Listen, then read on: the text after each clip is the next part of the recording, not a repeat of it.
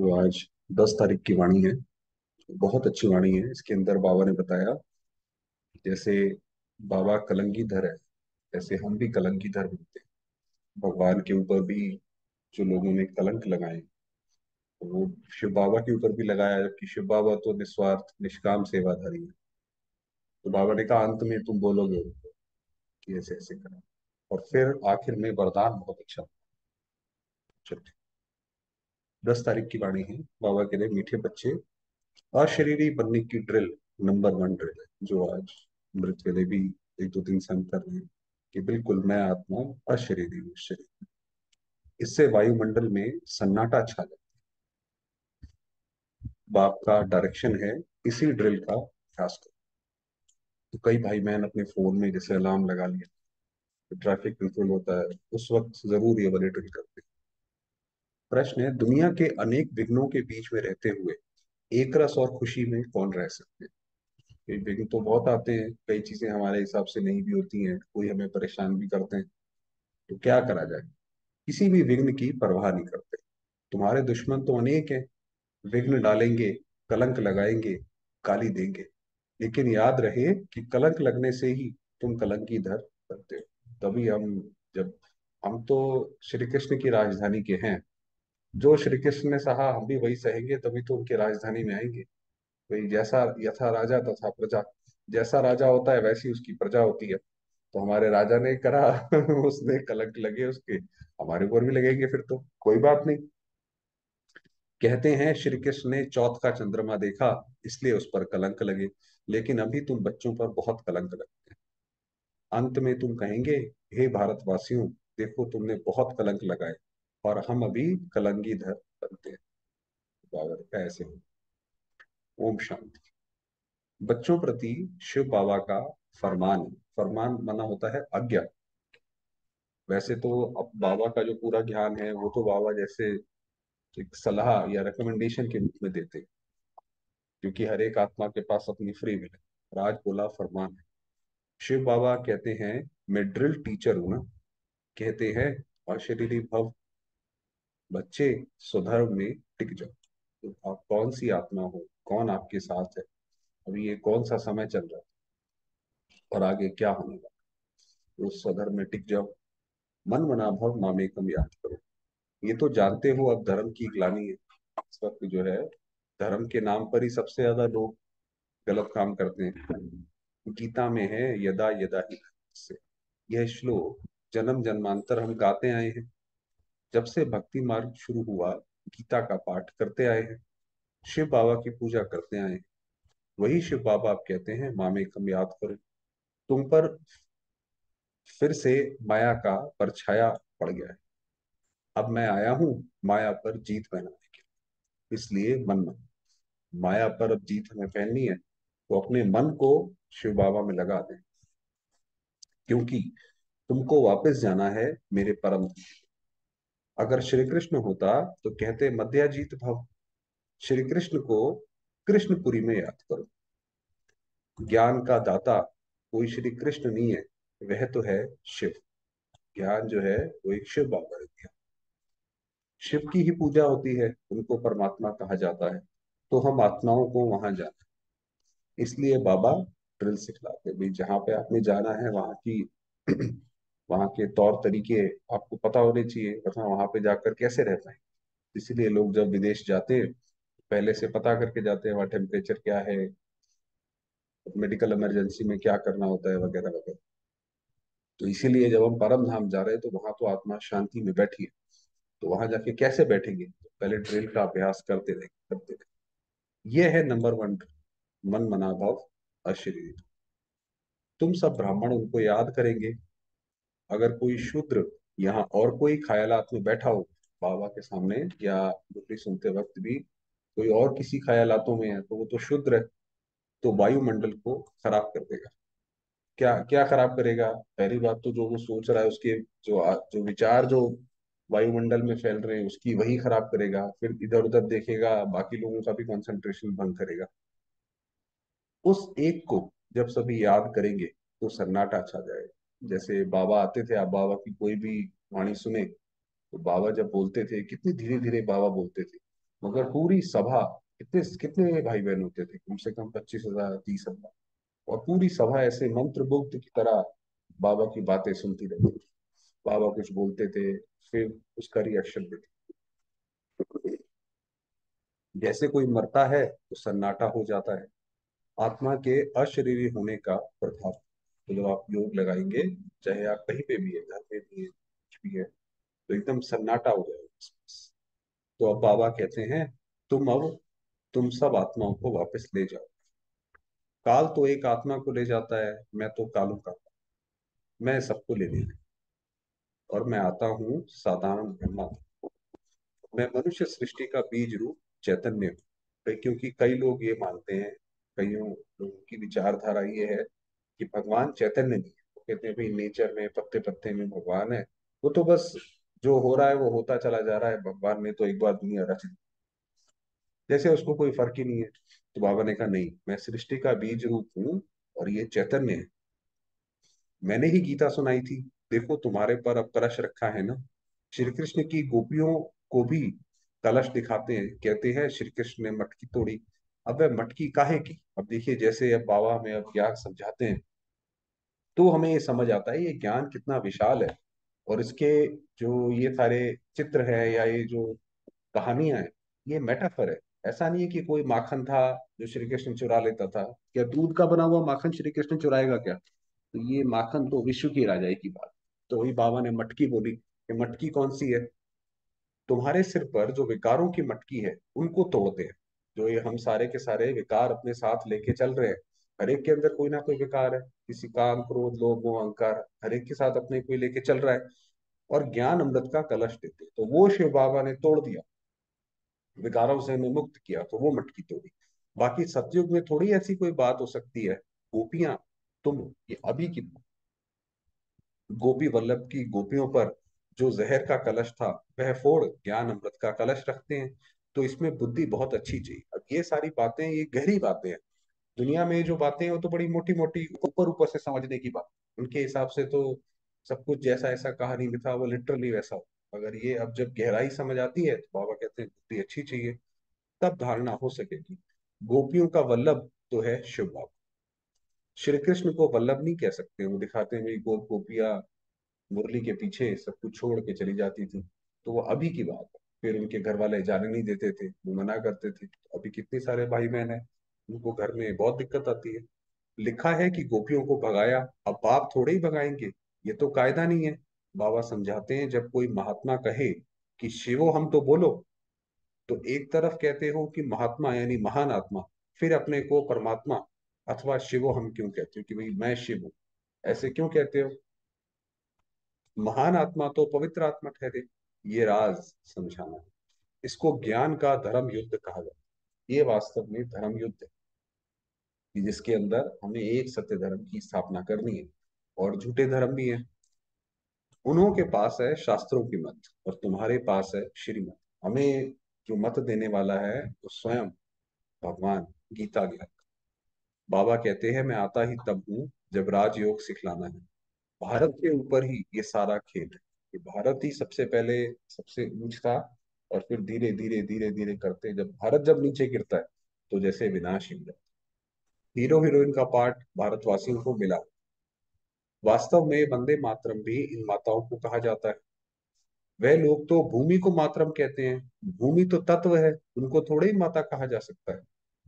इस धरनी में रहने वाली तुम माता। तो ये आप माताओं ने जो ऐसे कार्य किए, जिसकी वजह से गायन हुआ, तो उन्होंने वो जमीन से जोड़ दिया। तो विदेशी यही लोग कहते हैं कि भारतवासी जो है हर चीज को देवी या देवता के रूप में पूजते हैं। तुमको वंदे मातरम कहा जाता है, तो ये जो नमन है ये आपको है, क्योंकि इन माताओं ने भारत की उस समय सेवा की जब भारत को जरूरत थी। वह भूमि को वंदे मातरम कहते हैं, तो भूत पूजा हो गई भाई। तत्वों की पूजा है तो वो तो भूत पूजा है। अभी तुम बच्चे योग बल से अपनी बादशाही लेते हो। सब मेहनत करते रहते हैं पवित्रपन बादशाही लेने में।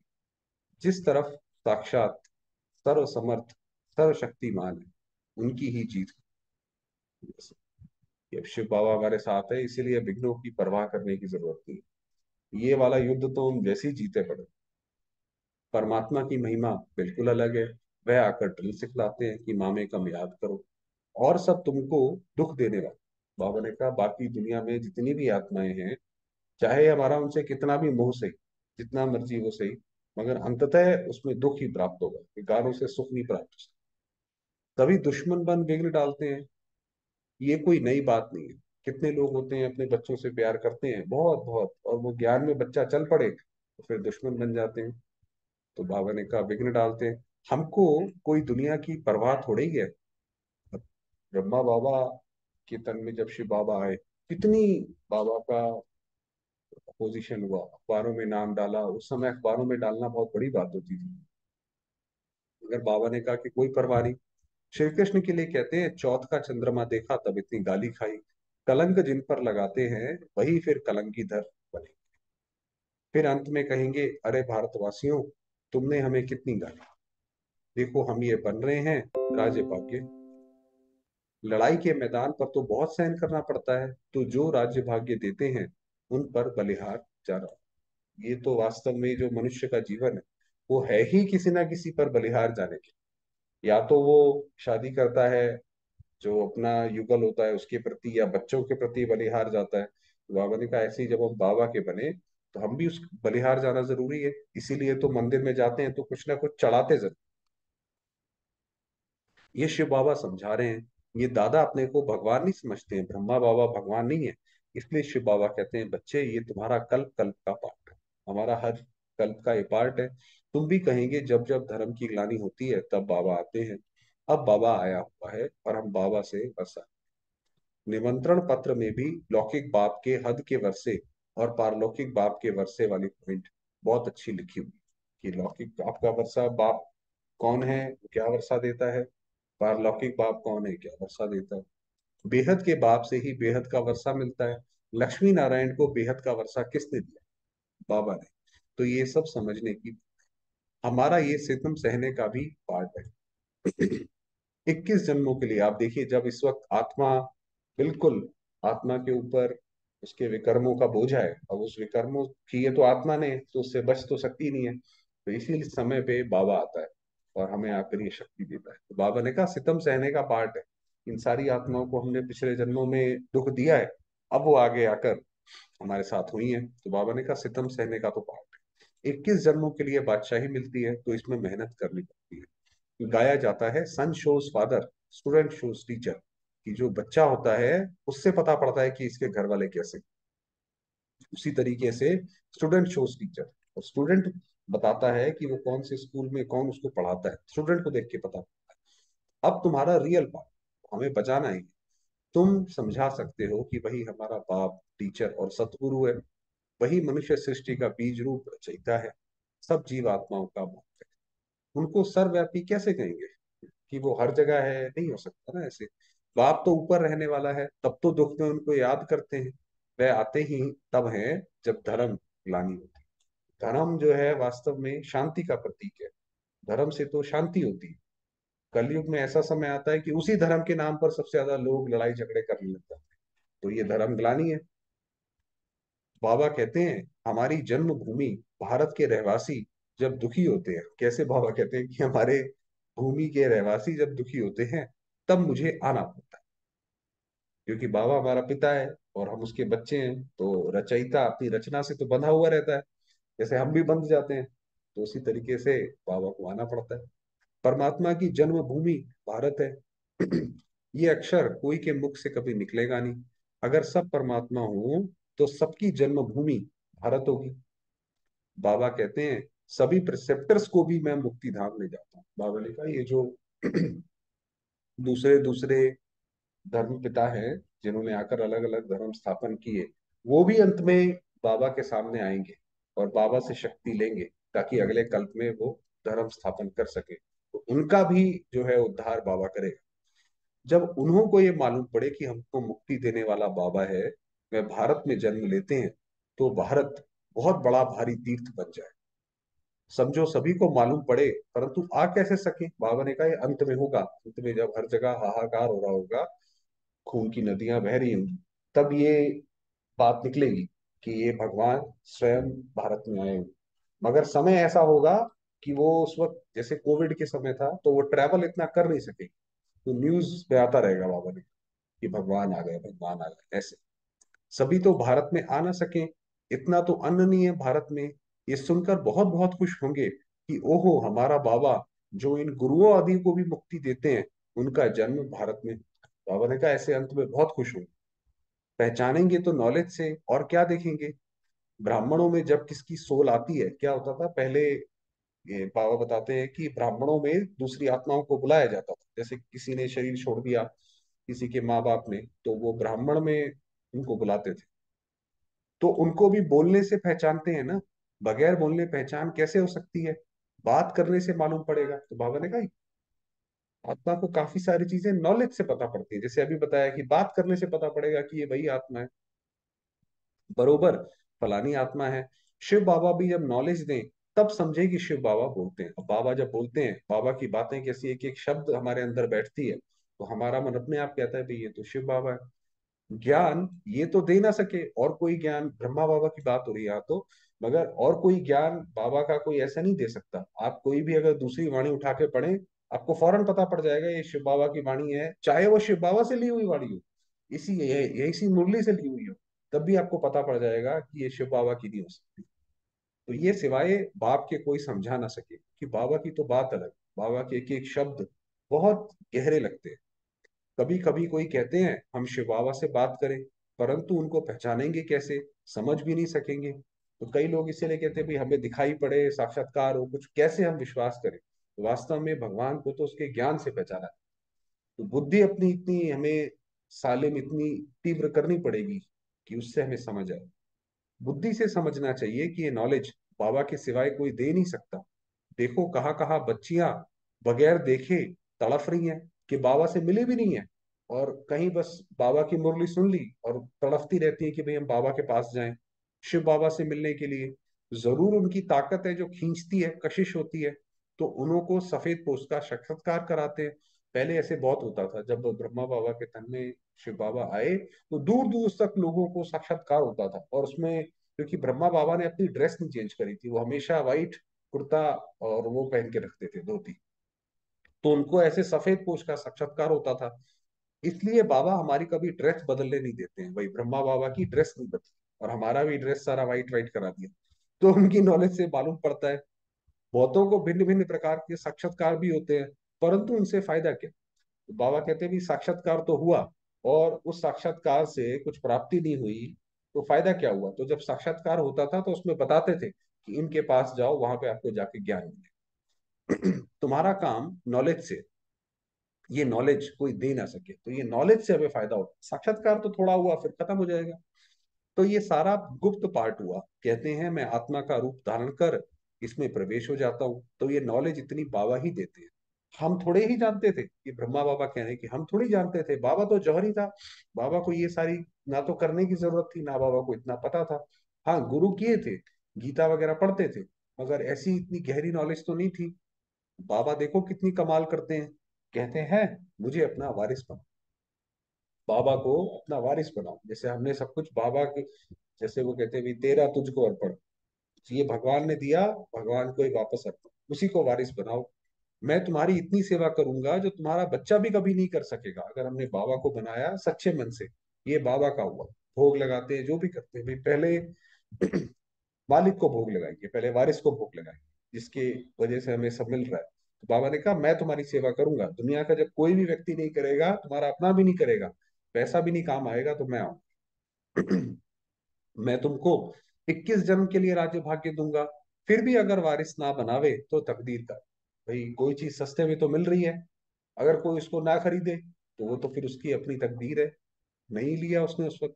तुम बच्चियां जानती हो हम शिव बाबा से वर्षा लेने लिए यहाँ आए हैं। शिव बाबा को और वैकुंठ को तुम सिवाय दिव्य दृष्टि के देख ना सको। ज्ञान तो बिल्कुल क्लियर मिल रहा है ना, हमको बाबा राजयोग सिखलाते हैं। ऊंच ते ऊंच वर्षा है वैकुंठ की, सो भी पढ़ाई से मिलती है। कोई भी राजयोग सिखला ना सके, हम नर से नारायण बनते। यह राजयोग सिखलाते ही अंत में है, तब तो फिर सत्युग में राजा रानी बनेंगे। ये राजयोग अंत में सिखलाया है, उसकी बाद में वर्षा मिलता है। ये मूसलों की लड़ाई प्रसिद्ध है, ये जो वास्तव में मिसाइल है जिसको शास्त्रों में मूसल की लड़ाई बोला गया, तो ये मिसाइल्स जैसे किसी देश के ऊपर एक दूसरे के ऊपर वो दागेंगे, तो ऐसे जैसे बरसात हो रही है, जैसे तीनों की बरसात उसमें दिखाई है। तो गीता से देवी देवता धर्म की स्थापना हुई। उस समय तो और कोई धर्म था नहीं, वहां पे कोई एक ही धर्म है। वे सब कहाँ गए? विनाश हुआ। बिल्कुल सहज बात है भाई, अभी इतने सारे धर्म हैं, कलयुग के अंत में ज्ञान मिला, सतयुग आया, तो बाकी सारे धर्मों का क्या हुआ? विनाश हो गए। ट्रेन में तो तुम बच्चे बहुत सर्विस कर सकते हो, फिर भी प्रजा तो बच जाएगी। ट्रेन में आप जा रहे हो, अपना कार्ड हो और जाके खाली बैठे होते हैं उस वक्त, तो इधर उधर की बातें करते आप उनको ज्ञान समझाओ, तो बाबा ने कहा बहुत सेवा हो सकती है। गाड़ी का डिब्बा ही तुम्हारी प्रजा बन जाएगी। पूरी गाड़ी आपने ज्ञान सुना दिया तो वो आपकी सारी प्रजा हो गई। बैठकर सुनेंगे तो उनको बहुत अच्छा लगेगा। लिटरेचर हाथ में होना चाहिए, कोई किताब कुछ हो, कुछ पढ़ने के लिए उनको दो आप। साथ में लाडला श्री कृष्ण भी होना चाहिए, श्री कृष्ण की एक फोटो। अच्छा, मीठे मीठे सिकिलते बच्चों प्रति माता पिता बाप दादा का याद प्यार और गुड मॉर्निंग। रूहानी बाप की रूहानी बच्चों को नमस्ते। हम रूहानी बच्चों की रूहानी बाबा को याद प्यार और नमस्ते। धारणा के लिए मुख्य सार है, 21 जन्मों की तकदीर बनाने के लिए शिव बाबा को अपना वारिस। भाई दुनिया में तो बस लोग कहते हैं ये भगवान का दिया हुआ, बाबा तो यह कहता है कि भाई मेरा दिया हुआ है तो मुझे ही वारिस बनाओ, ट्रस्टी बन के चलो, ये तुम्हारा कुछ नहीं है इसमें, तो वारिस बना दो बाबा। कुछ भी देने करने की जरूरत नहीं है, बस जहां पे भी हम हैं पूरा अपना मन बुद्धि हटा लो वहां से। हर कर्म से बाप टीचर सतगुरु तीनों का शो कर, कि हमारे कर्मों से पता पड़े कि हमारा टीचर कौन है, गुरु कौन है, बाप कौन है। ज्ञान क्लियर मिल रहा है, इसलिए साक्षात्कार की आश नहीं रखनी। ये नहीं कि हमें पहले साक्षात्कार हो तब हम ज्ञान में चलेंगे, ऐसे तो बैठे रहेंगे, संगम युग समाप्त हो जाएगा। साक्षात सर्व समर्थ बाप हमारे साथ है, इसलिए विघ्नों से घबराना नहीं। कोई बात नहीं, पांडव थोड़े थे, सेना भी कम थी, सब कुछ था, मगर उनके साथ स्वयं परमात्मा था, तो विजय हुए। वरदान दिया मेरा बाबा, बहुत अच्छा वरदान। मेरा बाबा के स्मृति स्वरूप द्वारा समर्थियों का अधिकार प्राप्त करने वाले समर्थ आत्मा। समर्थी का अर्थ होता है कोई चीज करने की ताकत। आप देखिए बहुत सारे भाई बहन सोचते तो बहुत है हम ये करेंगे, हम ये करेंगे। हमारे पास भी काफी लोग आते हैं, भाई बहन आते हैं कि हम सेवा करना चाहते हैं, मगर जब समय आता है तो उस वक्त नहीं कर पाते। तो वो समर्थी उसको बोला जाता है, कि जो सोचा वो करा। कल पहले की स्मृति आते ही बच्चे कहते तुम मेरे हो, और बाप कहते हैं तुम मेरे। ये तो हर कल्प कल्प का हमारा शिव बाबा के साथ एक नाता है। वो जैसे ही वो पिक्चर की रील घूमती है तो हम और बाबा साथ में हो जाते हैं। इस मेरेपन की स्मृति से नया जीवन, नया जहान मिल गया। भाई जब हमने बाबा को मेरा कहा, उससे ही हमारा जीवन पलटा, और किसी चीज से नहीं पलटता है। और सदा के लिए मेरा बाबा इस स्मृति स्वरूप में टिक गए, कि शिव बाबा के साथ तो हमारा संबंध सदा के लिए अभी भी है, फिर परम धाम भी जाएंगे, और फिर सतयुग त्रेता युग में भी ब्रह्मा बाबा श्री कृष्ण उनके साथ रहेंगे। इसी स्मृति के रिटर्न में समर्थी स्वरूप, तो जितना हमने ये पकड़ के रखा मेरा बाप, उतना ही मन में समर्थी आई। जो जितना स्मृति में रहते हैं उतना उन्हें समर्थियों का अधिकार प्राप्त होता है। आप देखिए शास्त्रों में तो ये चीज बड़े क्लियर करके दिखाई, जैसे उसमें दिखाया कि हनुमान ने बोला जय श्री राम, कुछ भी काम करने से पहले बोलता जय श्री राम, और उसके अंदर इतनी ताकत आ जाती। तो वो ये बात है कि जय श्री राम माना वो तो अलग से उन्होंने भक्ति भाव में दिखाया, मगर हम जैसे बोलते हैं मेरा बाबा, तो जब बाबा मेरा है, मैं बाबा का हूँ, तो फिर क्या दिक्कत है? फिर तो सब कुछ सही है, सब कुछ जीत गए। जहां स्मृति है वहां समर्थी है ही। थोड़ी भी विस्मृति है तो व्यर्थ है। वे अगर बार बार ये भूल जाते हैं तो व्यर्थ आ जाता है। इसलिए सदा स्मृति स्वरूप, सो समर्थ स्वरूप। अगर इसकी स्मृति स्वरूप में रहोगे तो समर्थी रहेगी, जो चाहोगे वो कर पाओ। स्लोगन है, हार्ड वर्कर के साथ साथ स्थिति में भी सदा हार्ड वर्क। क्योंकि कई बार हम सेवा करते हैं, बहुत उसमें लग जाते हैं, हमारी स्थिति हिल जाती है। और मैंने कहा स्थिति ना हिले, स्थिति भी हार्ड रहे। ऐसा नहीं किसी ने कुछ बोल दिया, हम नाराज हो गए, 2 दिन नींद ही नहीं आ रही, वो स्थिति हमारी इतनी सेंसिटिव ना हो। ये कहने का मतलब है। मातेश्वरी, ये जो जगदम्बा सरस्वती जिनको मम्मा के नाम से काफी बार आप सुनते हैं, उनके महावाक्य हैं। मातेश्वरी जी के मधुर महावाक्य। सृष्टि की आदि कैसे, क्योंकि ये बहुत बड़ा प्रश्न है। कि भगवान ने ये कैसे रची, तो वहीं पे साइंस और स्पिरिचुअलिटी अलग अलग हो जाती है। उसके ऊपर मातेश्वरी जी की बात। बहुत मनुष्य ये प्रश्न पूछते हैं कि परमात्मा ने सृष्टि कैसे रची है, क्योंकि हिंदू धर्म में तो आता है कि भाई वो प्रलय हुई, उसके बाद श्री कृष्ण जो है पीपल के पत्ते पर अंगूठा चूसते हुए आए। तो इस वो कैसे रची है, आदि में कौन सा मनुष्य रचा, अब उसका नाम रूप समझना चाहते हैं। अब उस पर उनको समझाया जाता है कि परमात्मा ने सृष्टि की आदि ब्रह्मा तन से की है। पहला आदमी ब्रह्मा रचा। ब्रह्मा का ही नाम अलग अलग धर्मों में, कोई एडम है, कोई आदम है, अलग अलग नाम रखे हुए। तो जिस परमात्मा ने सृष्टि की आदि की है, तो अवश्य परमात्मा ने भी इस सृष्टि में अपना पार्ट अवश्य बजाया है। भाई परमात्मा ने आकर आदि करा, चलो पहला मनुष्य रचा, तो वो तो उतना तो कार्य किया होगा। अब परमात्मा ने कैसे पार्ट बजाया, पहले तो परमात्मा ने सृष्टि को रचा, उसमें भी पहले ब्रह्मा को रचा। तो गोया पहले ब्रह्मा की पवित्र आत्मा हुई, वही जाकर श्री कृष्ण बनी, उसी तन द्वारा फिर देवी देवताओं के सृष्टि की। तो दैवी सृष्टि की रचना ब्रह्मा तन द्वारा कराई। तो देवी देवताओं का आदि पिता ठहरा ब्रह्मा। ब्रह्मा सो श्री कृष्ण, इसीलिए ब्रह्मा को आदि देव का, कि आदि शुरुआत में जो सबसे पहले जिस देव की रचना हुई वो है ब्रह्मा। वही श्री कृष्ण का फिर अंत का जन्म ब्रह्मा है, ब्रह्मा तन है। और क्योंकि ये सब चक्र के रूप में चलता है, आप देखिए पहले भी जो महाभारत आती थी, जब उसमें समय को दिखाते थे तो समय का चक्र दिखाते थे। अब तो खैर जैसे जैसे समय आगे बढ़ा तो वो सब बदल गया। तो अगर ये ब्रह्मा से आदि हुई और वो श्री कृष्ण बने, तो जब श्री कृष्ण फिर दोबारा से ब्रह्मा बनेंगे तभी चक्र पूरा होगा। अब ऐसे ही सृष्टि का नियम चलता आता है। अब वही आत्मा सुख का पाठ पूरा कर दुख के पाठ में आती है, तो रजो तमो अवस्था पास कर फिर शूद्र से ब्राह्मण बनते हैं। तो पूरा ऐसे दिन रात का चक्र चलता है। तो हम हैं ब्रह्मावंशी, सो शिव वंशी सच्चे ब्राह्मण। तो हम ब्रह्मा के वंश के भी हैं और शिव के वंश के भी हैं। अब ब्रह्मावंशी उसको कहते हैं जो ब्रह्मा के द्वारा अविनाशी ज्ञान लेकर पवित्र बनते हैं, जो ब्रह्मा को फॉलो करते हैं, ब्रह्मा के आचरण पे चलते हैं, ब्रह्मावंशी हैं, तभी तो उसके वंश के हैं। तो इससे सिद्ध है कि इस सृष्टि का आदि पिता है बाबा ब्रह्मा। अच्छा, बहुत अच्छी मुरली। थोड़ी देर बाबा को अशरीरी अवस्था में टिकने की कोशिश।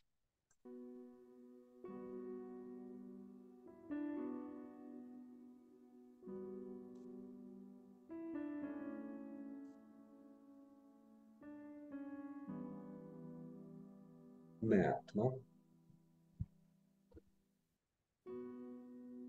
परम धाम में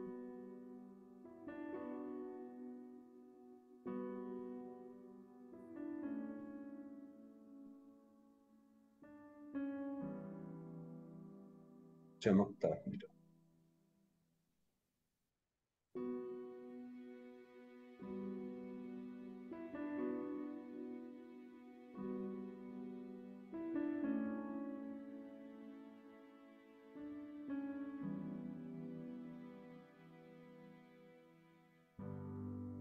काल से परे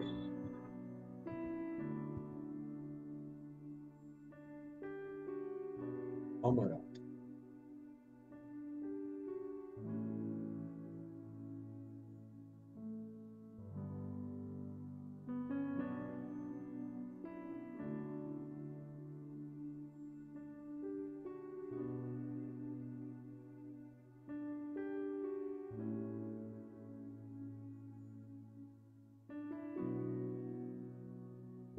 चारों ओर दिव्य लाल प्रकाश।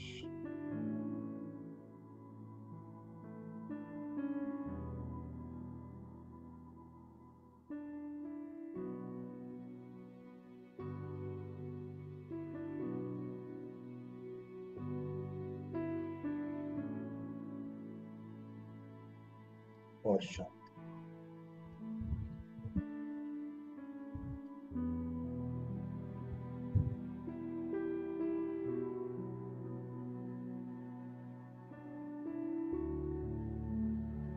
मेरे सामने स्वयं साक्षात शिव।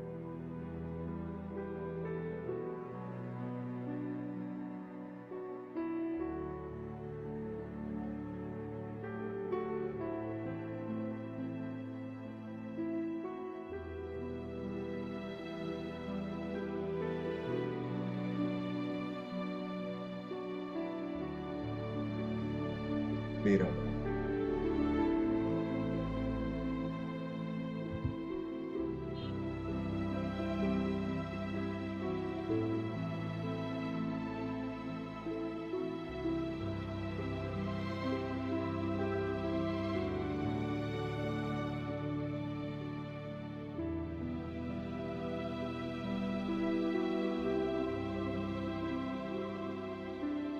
बाबा ने मुझे दिल से स्वीकार किया।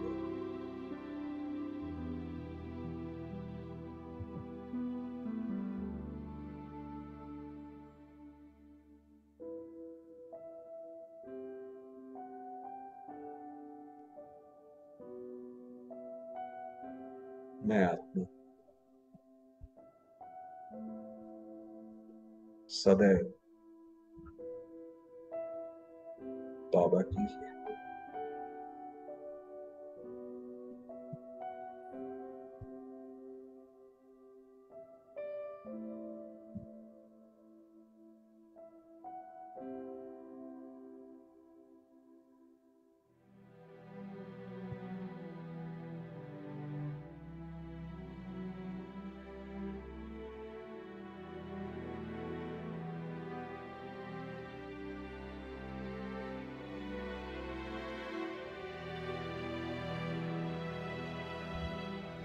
शिव बाबा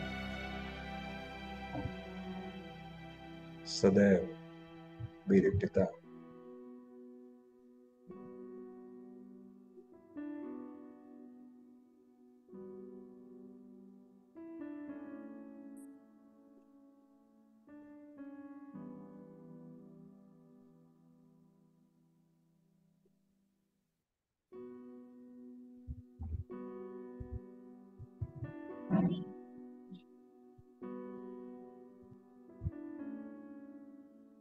सदैव मेरा अधिकार।